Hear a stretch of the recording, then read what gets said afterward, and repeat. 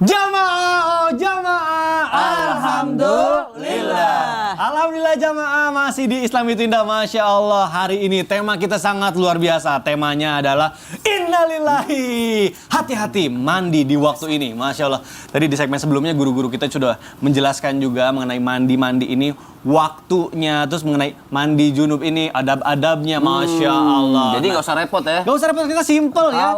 Halal. Yang pertama niat, terus tapi kita juga, nah makanya kita belajar hari ini nih supaya kita tahu dulu syarat-syaratnya. Kita lanjutkan. Habib, aku mau bertanya lagi nih, Bib. Kebetulan, alhamdulillah nih, temanku kemarin baru login, masuk Islam jadi mu'alaf nih, masya Allah. Nah, katanya Bib, kalau misalnya orang baru jadi masuk Islam gitu ya, login gitu mu'alaf. Nah ini bener nggak sih Bib kalau misalnya mu'alaf itu harus mandi juga? Nah terus misalnya nanti kan ada niatnya, mungkin pakai bahasa Arab. Nah kan kalau baru masuk Islam kan pasti belum tahu. Nah ini gimana tuh Bib? Mohon penjelasannya. Silakan. Izin Ustaz Maulana Sasyam. Mikdad. Idza aslamal kafiru. Dalam bahasa fikih, apabila orang non-Islam masuk Islam. Pertama, dalam kemuliaan Islam, di dalam keindahan Islam, apabila seseorang masuk Islam, misal umur 60, umur 50, artinya dalam bahasa Islam itu dikatakan mereka itu nol seperti bayi yang baru dilahirkan. Jadi lebih banyak kita jatuh dosanya, kan gitu. Mereka kalau masuk Islam nol, Ustaz ya, seperti bayi yang baru dilahirkan, bersih, masya Allah. Nah, maka di antara mandi sunnah juga yang dianjurkan al-kafir idza aslam, orang non-Islam yang masuk Islam maka disunnahkan dia mandi selama lam yujnib hala kufri, selama dia tidak pernah melakukan janabah selama ke sebelum keislamannya. Seperti itu. Capek juga ya. Luar biasa. Aduh luar biasa. Kalau Habib menjelaskan tuh tok. Karena memang rajanya kalau fikih itu, maksudnya Habib Masya nih, Allah. Masya Allah. Pakar fikih. Iya. Banyak kekurangannya. Ini alhamdulillah ilmu baru nih, masya Allah nih, kalau istilah anak zaman sekarang daging semua nih. Allahu Akbar. Bentar Baik. lagi Idul Adha daging. Jamaah. Alhamdulillah. Masya Allah jamaah, kita lanjutkan. Tadi guru-guru, maaf ya sempat kaget, aku tadi pingsan, gimmick doang. Tapi sakit beneran. Jatuhnya nggak gimmick gitu ya. Jatuhnya nggak gimmick. Nah makanya tadi berkaitan soalnya sama pertanyaanku. Kita Apa ke Ustaz Syam itu? deh. Ustaz Syam, bener nggak sih katanya nih kalau orang baru sadar, misalnya pingsan tuh, terus sadar. Nah itu dianjurkan untuk mandi. Nah terus tujuannya tuh biar apa sih? Nah ini mohon penjelasannya nih guru nih. Bismillahirrahmanirrahim. Tabe guruku Ustaz Maulana, Habib Muhammad, Mas Mikdad, serta guru-guru kami yang dimuliakan Allah Subhanahu wa taala.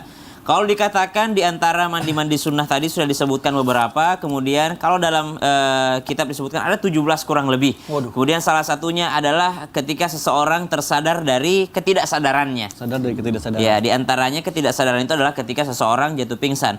Dari Ibunda Aisyah radhiyallahu taala anha, ketika Nabi SAW dalam keadaan demam parah, karena biasanya pingsan itu dimulai demam tinggi, kemudian mual, kemudian suara terdengar jauh, akhirnya dia jatuh pingsan atau kehilangan kesadaran. Nah, ini pernah dirasakan oleh baginda Nabi SAW.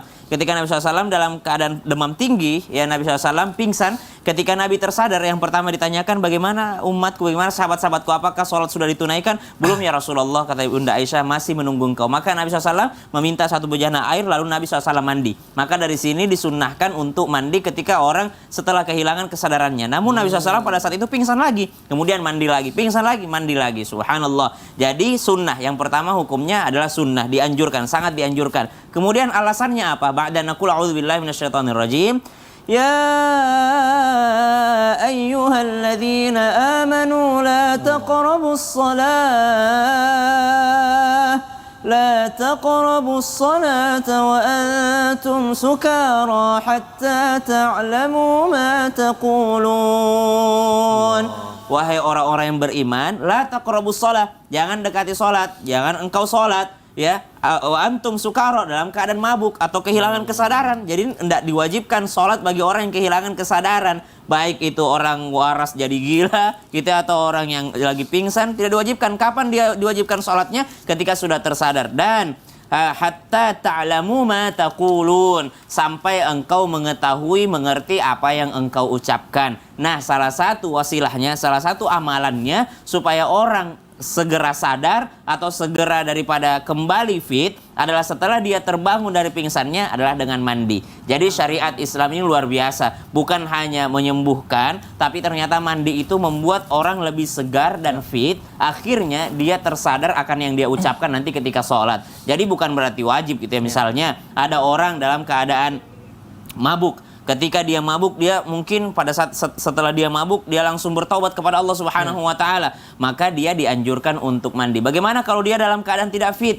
Mungkin ada sakit yang lain, karena pingsan biasanya diiringi dengan sakit yang lain. Betul. Ada sakit yang lain yang mungkin dalam segi kesehatan atau medis tidak dianjurkan untuk mandi. Maka dia tidak wajib untuk mandi. Tidak wajib untuk mandi. Jadi mandi pingsan itu adalah mandi yang dianjurkan. Mandi yang disunnahkan. Tadi sudah dijelaskan ada yang wajib, ada yang makruh, ada yang mubah, ada yang haram. Nah, mandi setelah pingsan atau mandi setelah sadar kembali itu adalah mandi dianjurkan, mandi yang disunnahkan, bukan mandi yang diwajibkan. Jadi kalau misalnya wajib bagi dokter untuk tidak mandi, ya tidak boleh dia mandi karena ada sakitnya, maka dia boleh untuk tidak mandi langsung melaksanakan sholatnya. Wallahu ta'ala a'lam. Masya Allah. Jadi kita juga harus melihat kondisinya. Mendengarkan apa kata para ahlinya gitu. Betul, Masya Allah. Masya Allah. Dan katanya kata medis juga mandi air dingin gitu ya di waktu-waktu tertentu itu juga meningkatkan sel imun kita katanya. Masya Allah, Bagus. tabarakallah. Masya Allah. Baik. Terima kasih Ustaz Syam penjelasannya. Baik, jamaah Islam itu yang dirahmati Allah. Masya Allah nih pembahasan kita luar biasa hari ini. Dan tentunya juga jamaah yang ada di rumah pasti nggak sabar kan pengen pertanyaannya dijawab sama guru-guru kita. Makanya sekarang langsung aja kita masuk ke segmen Tanya Dong Ustadz. Kami semua tanya dong Ustadz. Habib cari aman ya gini-gini. Iya. Saya lip sync bagus kan? Udah Kita berapa nih tahun masa belum hafal sih Bib? harus paham. Udah kalau 3 tahun juga di Islam pindah. nggak harus paham orang tuh sadar diri kalau soalnya jelek jangan keluarin. Takut gak masuk. Iya. Masya Allah nggak apa-apa. Habib ini di sini karena ilmunya yang Masya Allah bukan karena gerakannya. Habib izin ya. Ini ada banyak nih pertanyaan nih udah ngantri nih. Yang pertama nih dari Instagram @hamba_Allah, baik tidak mau disebutkan namanya. Assalamualaikum Ustaz dan Ustazah. Waalaikumsalam warahmatullahi wabarakatuh. Izin bertanya, aku kalau lagi mandi suka nyanyi karena aku merasa suaraku lebih bagus. Waduh, baru dibahas. Baru dibahas. Katanya kalau nyanyi di kamar mandi itu berbahaya ya Ustadz karena kamar mandi itu sarangnya jin. Waduh, bener gak sih? Langsung Jadi aja. juri-jurinya jin. Aduh, kamu lolos atau enggak itu yang menentukan jin. Ustadz Maulana, boleh dijawab silakan Guru. Bismillahirrahmanirrahim. Allahumma shalli ala sayyidina Muhammad wa ala sayyidina Muhammad. Kita dianjurkan untuk membaca doa. Masuk ke toilet, doanya adalah Auzubillahi minal hubusi wal khaba'is minasyaitonir rajim. Berarti ada setan di dalam. Astagfirullahaladzim. Ada setan laki-laki, ada setan perempuan. Kenapa ngelihat Jaka Habib? Enggak. Saya kaget beneran. Itu penjelasan. Iya. Ada setan laki-laki, ada setan perempuan. Hati-hati dari kotor dan jorok. Astagfirullah. Ingat ya, ada 2 di situ. Kotor dan jorok. Dan kita tidak boleh berlama-lama. Makruh hukumnya berlama-lama di kamar mandi. Ngapain konser di situ? Aduh, 3 album lagi. Nyanyi di situ. Jangan bawa handphone ke toilet. Sambil kan mic-nya sabunnya habis tak pakai sabun lagi. Karena mic. Jangan. Dimakruhkan berlama-lama. Karena itu tempat yang kotor dan jorok. Itu 2. Lalu, mohon maaf. Kalau bisa, kita tidak ketahuan kalau ada di dalam. Kalau mati gitu. Gak bisa. Jangan bersuara, jangan berbicara. Makruh hukumnya berbicara. Kalau perlu disunahkan untuk tutup mulut. Pakai masker dong. Kalau kita di Makassar itu disuruh gigit sarung. Oh gitu, Ustaz. Iya, tidak boleh saking tidak bolehnya kita berlama-lama, tidak boleh berbicara, apalagi ngerokok di dalam, makan di dalam, main game di dalam. Pengalaman. Ini. Tidak boleh, makruh, bahkan diancam jadi pelupa. Aduh, baik kita lanjutkan nih pertanyaan kedua. Ustadz Maulana terima kasih ya, mudah-mudahan terjawab tadi. Apalagi satu rumah ada 20 orang, kamar mandinya cuma 1. Kasihan Ada orang. antri. Ya baik. Pondok. Nah kita lanjutkan ya guru-guru. Nih ada Instagram siapa nih? Oh baik, tidak mau disebutkan namanya juga nih dari hamba Allah. Kita ke pertanyaan kedua. Bismillahirrahmanirrahim. Assalamualaikum warahmatullahi wabarakatuh Ustadz Habib. Waalaikumsalam warahmatullahi wabarakatuh. Mohon izin penjelasannya, sebetulnya apakah ada batasan aurat ketika orang tua memandikan anaknya? Kadang yang namanya anak-anak belum kenal rasa malu. Dan Habib, gimana nih hukumnya kalau anak memandikan orang tua yang maaf kondisinya sudah tidak memungkinkan lagi dan harus dibantu? Tapi aku perempuan, gimana hukumnya memandikan ayah dan membantu ganti popoknya? Bener banget nih, banyak yang nanya ini nih. Dalam madhab. Habib mungkin boleh dijawab melalui tausiah aja, Habib. Silakan, dalam Guru. tausiah ini, maaf Ustaz Maulana, balasan. Bagus, Habib, gantian. Biasa kita terus yang dikagetin. Artinya batasan aurat ini sedikit berbeda tapi intinya hampir sama dalam semua madhab. Yang hanya berbeda itu di dalam madhabnya Imam Ahmad bin Hambal. Ya, dalam madhab Imam Ahmad bin Hambal, dalam madhab Imam Malik. Dalam madhab Imam Malik itu aurat antara mahram sesama mahram. Siapa itu mahram? Mahram itu orang yang tidak batal wudu, ya.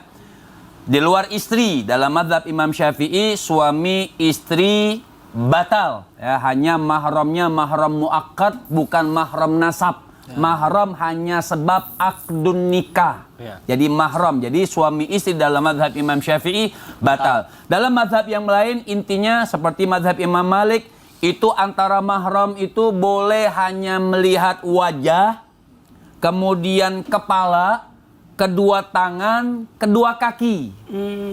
Kedua tangan, kedua kaki. Maaf, dalam mazhab Imam Ahmad bin Hambal. Ibnu Qudama dalam mazhab itu pun tetap mengatakan antara pusar dan lutut. Ya, dalam mazhab tersebut. Jadi ada perbedaan dalam mazhab tersebut. Yang lain mengatakan tidak. Yang tidak boleh terlihat selain pusar dan lutut tidak boleh terlihat. Kalau mahram, maaf, kadang-kadang kan saudara perempuan kita nyusuin. Iya. Kan kita melihat. Nah, kalau mahram boleh, jangan nyusuin di kereta api. Artinya, jadi itu sesama mahram boleh. Iya. Nah, Ibnu Qudamah mengatakan boleh. Dalam madhab Imam Syafi'i khususnya tetap semua anggota badan itu aurat bagi yang mahram kecuali antara pusar dan lutut. Pusar dan lutut tidak boleh. Tidak boleh, itu sudah ada batasannya. Itu pun di luar itu tidak juga boleh pakai syahwat walaupun boleh ngelihat. Apabila diiringi dengan syahwat tidak boleh. Haram. Maka haram hukumnya. Pertama dihindarkan dulu untuk melihat. Ya. Selama mungkin untuk dihindarkan melihat antara pusar dan bawah, walaupun mungkin kan bisa kayak orang mandiin jenazah, kan nggak harus ngelihat menggosoknya. Kan ada kain di atasnya. Ada pakaian kain dulu, baru kita pakaikan popoknya. Seandainya memang masih bisa, dan apabila sudah tidak bisa silahkan kalau memang darurat. Darurat atau darurat sih? Darurat sih. Darurat. Baik guru-guru, jadi intinya kita kalau bisa sebisa mungkin misalnya orang tuanya laki-laki, coba tanya anak laki-lakinya siapa yang mampu, anak perempuannya juga ya. Enggak, sesama laki-laki juga enggak boleh lihat antara pusar dan rukbah. Dan usahakan ada. Nah, Ustadz Maulana mau kemana ini? Ya Allah, kita belum selesai. Masya Allah, Ustadz, mau mandi Ustadz. Ustadz mau kemana sih Ustadz? Kok bawa ember sama gayung? Gini.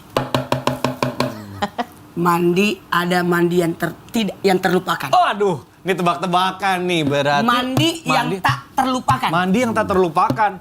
Kirain cuma hati doang yang terlupakan. Ada mandi yang terlupakan. Mandi yang terlupakan apa ya? Mau tahu? Apa sih? Mau tahu? Mau dong. Waktu kecil saya suka main begini.